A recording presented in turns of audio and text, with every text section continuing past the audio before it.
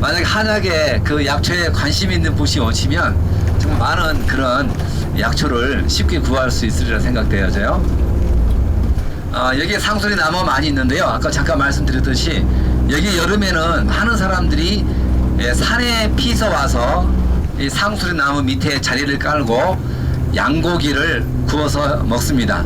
또 우리 한국 사람들은 이제 삼겹살, 돼지고기를 가져와서 사람들 몰래 먹기도 하곤 하는데요. 여기는 바다가 없다 보니까 이런 곳에 와서 쉼을 가지게 됩니다. 우리 요르단에는 유일하게 가지고 있는 바다가 홍해 아까바라고 하는데요. 아까바의 남쪽으로 약 여기에서 한 400km 이상 내려가게 되면 이집트와 국경을 하고 있는 홍해 바다를 끼고 이집트가 있고 우리나라가 있는데요. 우리나라 요르단이 있는데 바로 거기까지 가야만이 바다가 유일하게 있습니다. 그 외에 사방으로 다 아랍 무슬림 땅으로 이제 둘러싸여 있는데요. 북쪽으로는 레바논, 시리아. 지금 바로 이곳이 멀지 않습니다. 북쪽으로는 시리아, 그 다음에 동쪽으로는 이라크가 있고요. 남동쪽으로는 사우디아라비아 있습니다. 남쪽으로는 이집트가 있고요. 서쪽으로는 이스라엘이 있습니다. 뜨거운 감자로 알려져 있는 모든 나라가 이 요르단을 중심으로 다 있습니다. 시리아, 이라크, 이란, 사우디, 이스라엘, 이집트. 한 전쟁의 한 복판에 있는 거나 마찬가지고요. 요즘도 연일 요르단에서 전투기가 떠서 시리아로 이라크로 가서 폭격을 하고 다시 돌아옵니다. 한때 한국에서 그 요르단에 그 조종사가 산채로 불태워서 한번 죽임을 당한 적이 있었잖아요. 그 다음날 저는 열심히 설거지를 하고 있었는데 갑자기 전투기들이 많이 뜨더라고요. 왜 그러나 했더니 그날 시리아에 가서 엄청난 폭격을 했더라고요. 그래서 지금도 요르단에서 많은 전투기가 출격을 해서 시리아를 공격합니다. 그런데 이 요르단은 GNP가 약 5천 달러 정도밖에 되지 않아요. 그래서 현재 우리 이 요르단이 IMF를 겪고 있습니다. 그런데 미국에서 해마다 수많은 원조를 받고 있고요. 그리고 서방과 이 아랍의 그 중개 역할을 해서 서방에서도 도움을 받고 또 아랍에서도 도움을 받아가지고 그 중간 역할을 또 잘 하고 있습니다. 그리고 나머지는 관광 수입을 통해서 살아가고 있고 또 한 가지는 인력을 수출해서 그분들이 보내준 자산을 가지고 현재 요르단이 운영이 되고 있습니다. 최근에는 약 한 300만 이상의 난민들이 우리 요르단에 유입이 되어지면서 또 요르단 정부에서는 그 한 사람당 얼마 정도의 그 돈이 지불이 되나 봐요. 그래서 그 난민들이 들어옴으로 인해서 거기에서 오는 또 수입이 있습니다. 유엔에서 돈을 받는다는 거죠? 예. 유엔에서 난민들이 한 사람당 얼마씩 지원하게 되는데 지금은 유엔도 돈이 없어가지고 난민들에게 한 달에 10제일이니까요. 한 달에 15,000원, 15,000원을 후원을 하더라고요. 그런데 15,000원 가지고 한 달 살기는 참 어렵지 않습니까? 우리 요르단 인구가 약 650만 명입니다. 그 중에 한 300만 명이 요르단의 수도 암만에 살고 있어요. 650만이 전체 인구가 되는데 그 중에 약 70%가 팔레스타인입니다. 그래서 소수가 요르단 인구고 대다수 70%가 팔레스타인이에요. 다른 중동 국가의 모든 문제가 뭐냐면 소수가 다수를 지배할 때 이제 문제가 발생하게 됩니다. 지금 2011년부터 그 내전으로 시작했던 시리아도 소수의 알라이, 즉 시아파죠. 시아파에 속하고 있는 그들이 다수의 무슬림, 즉 순위를 다스리다 보니까 그 순위가 정부의 반기를 들면서 정부와 반군의 전쟁이 나면서 지금까지 문제가 되고 있습니다. 지금 그 순위와 시아의 그 문제가 시리아뿐만 아니라 모든 그 아랍 그 중동 전체에 문제가 되겠습니다. 최근에 문제가 되고 있는 게 또 이제 이란이 시아파의 종주국인데요.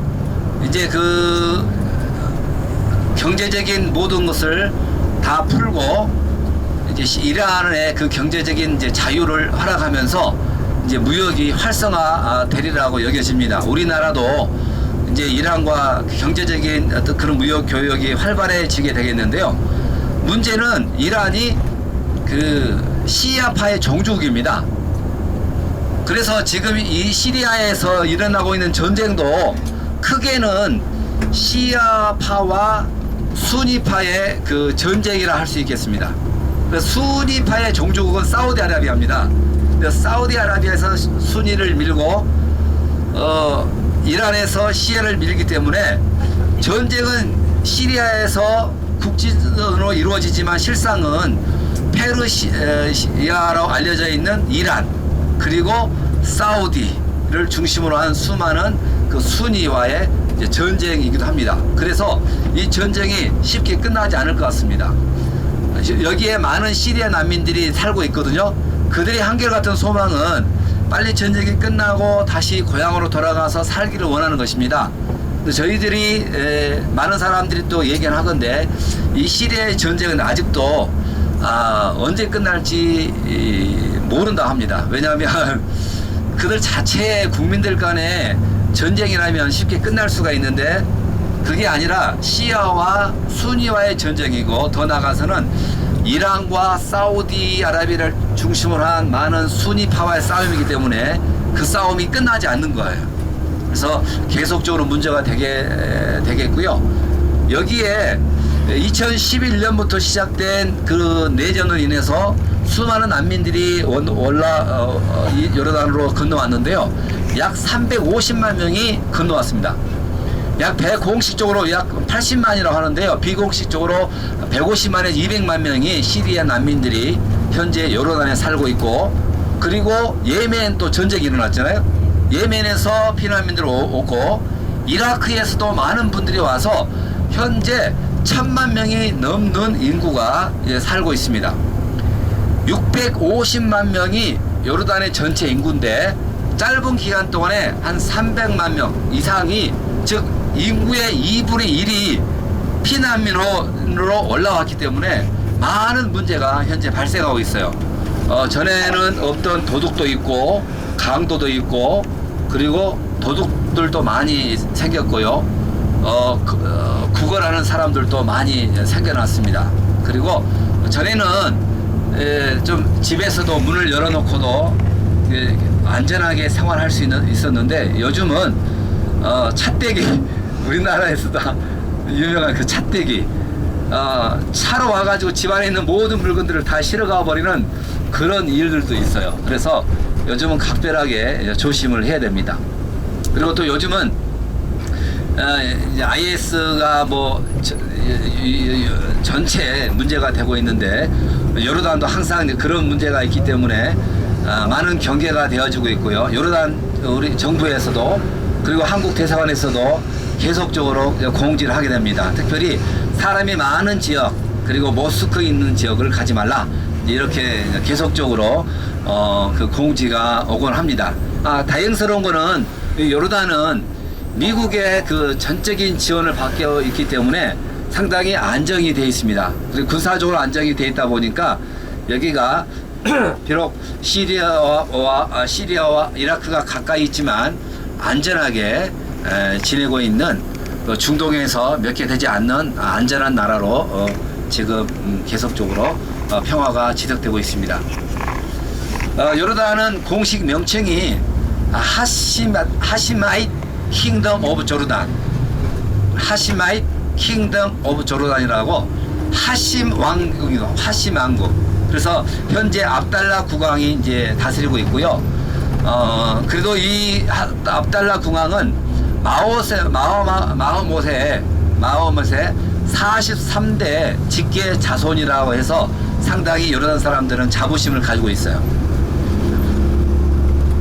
그만큼 요르단 사람들은 자존심을 가지고 있어서 아시아 사람들에 대해서 상당히 무시하는 편입니다. 아시아 사람들. 그래서 저희들이 시내를 걷다 보면 신이는 아랍어로 중국 사람이라고 그래요. 중국 사람? 이렇게 묻거든요. 이 사람들이 구분을 하지 못하잖아요. 저희들이 미국 사람이지 카나다 사람이지 유럽 사람인지 모르는 것처럼 이 사람들도 그 중국 사람, 일본 사람, 한국 사람 몰라요. 그리고 필리핀 사람도 끼어가서 필리핀 사람도 말레이시아 사람, 인도 사람들도 구분을 못하는 거예요. 심지어. 그래서 똑같이 그냥 다 신이라고 그래요. 왜냐하면 중국 사람들 여기가 많이 와 있거든요. 우리나라 사람들이 약 600명 정도 여기에 살고 있는데 중국 사람들은 거의 8,000명, 10,000명에 가까운 사람들이 살고 있어요.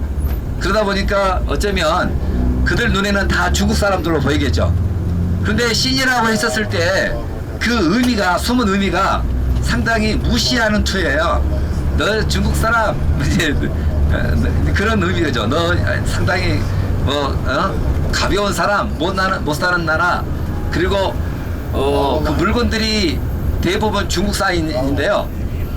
아주 질이 안 좋아요. 그래서 뭐 질나진 사람, 그런 평가를 아주 낮게 바라보는 그 의미입니다. 그런데 나 신이 아니고 한국 사람이다 그러면 그때서야 이제 손을 치켜들면서